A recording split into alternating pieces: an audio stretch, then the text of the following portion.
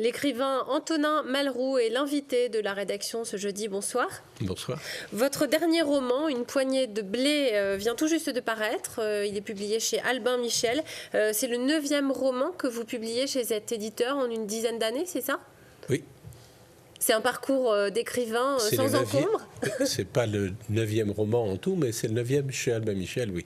Ça s'est bien passé, donc en 10 ans, autant de romans, il y en a presque un par an. Oui. Comment ça se passe quand on est publié chez un éditeur tel que celui-ci ? Ça se passe bien. Alors là, Une poignée de blé, c'est l'histoire donc d'Antoine Coupierre, qui est fait prisonnier au début de la Seconde Guerre mondiale. Qui est Antoine ? Parlez-nous de ce personnage.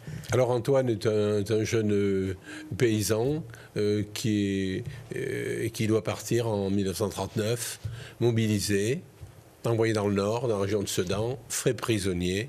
Et lui qui n'a vu que le clocher de son village...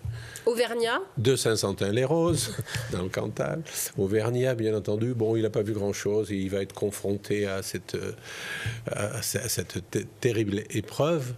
Il va être d'abord envoyé dans le nord d'Allemagne, puis après dans le sud, en Bavière, où il va passer une grande partie de son temps de prisonnier. L'ouvrage commence par le retour en fait, d'Antoine en Auvergne, dans ce fameux village. Voilà, il revient après une absence de 7 années, qui est assez étrange, mais on verra pourquoi. Et il revient, il se dirige vers la maison où habite sa mère. Et sa mère n'est plus là, à force de l'attendre, elle a disparu. Et lui, il est méconnaissable. Il a des cheveux longs, une grande barbe, il boite un peu.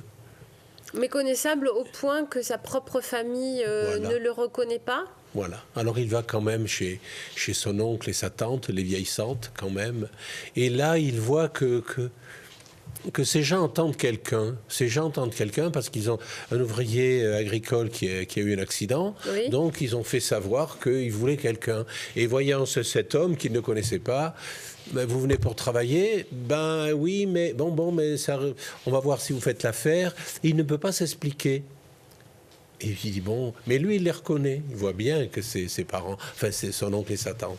Et sur ce malentendu, finalement, il ne dévoile pas son identité. Pas pour quelle raison ? Pas tout de suite. Et bien parce que il pense qu'il va rester peu de temps et puis ça se passe comme ça. Il est un peu dans une espèce de piège.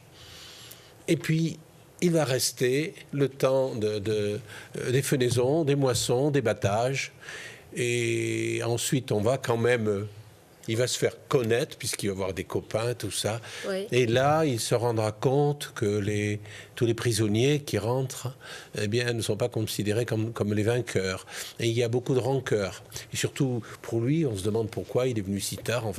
Et il voit quand même que le prisonnier, c'est une drôle de situation.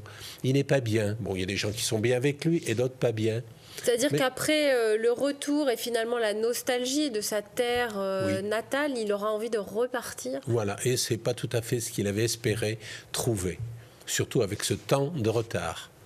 Et qu'est-ce qui se passe après ? Il décide de retourner... Et il part, il dit à son entourage qu'il part en Alsace. Mais c'est pas en Alsace qu'il va partir. Et il va partir simplement en n'emportant qu'une poignée de blé. Voilà pourquoi le titre. Et de cette poignée de blé, c'est un cadeau très, très humble, ça n'est rien. Mais là où il va le porter, ça va être extraordinaire. C'est très symbolique. Je crois qu'un homme qui peut offrir une poignée de blé ne peut pas être un mauvais bougre. Finalement, qu'est-ce qu'il retiendra de ce retour en Auvergne et puis de ce nouveau départ ? Il retiendra qu'il est toujours de cette terre, il part avec le cœur gros, mais les attaches sont pas effacées, mais diluées, et alors que peut-être d'autres attaches futures l'attendent. Il ne sait pas trop, il va retenter. et il va trouver une autre vie. Et cette poignée de blé va être le ferment, je dis bien le ferment de cette nouvelle entente entre ces deux pays qui se sont entre-déchirés.